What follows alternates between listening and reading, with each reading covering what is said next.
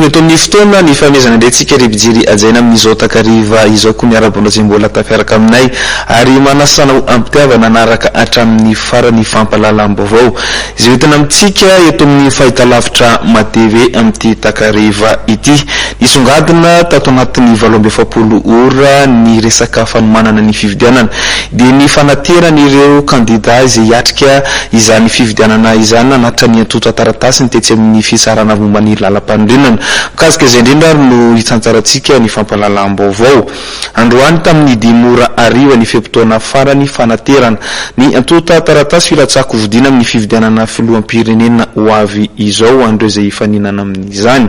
toreny fepitoana farany dia tafakatra 47 ireo nanatitra izany antoto taratasy filatsako vidina izany tetsy amin'ny fitsarana avy momba ny lalam-pandrenana tetsy Ambohida ny andeha makasika izay vao indrindra no entin'ny namana Velogislin sy Tsirakotoarsan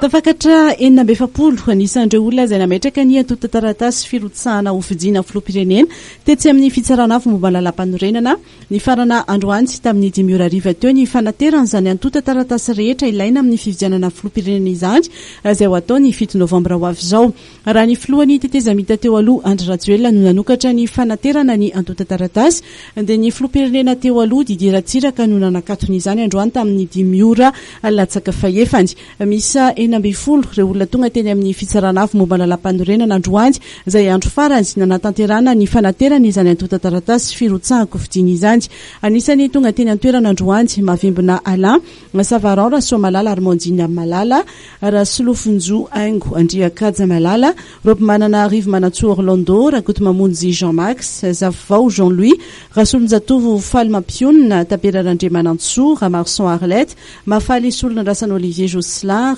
manana Mamnirina Aubertin Bezara Eliana Virginie Nanini Douni Ratimbazafi Georges Désiré Rasolniana Gordo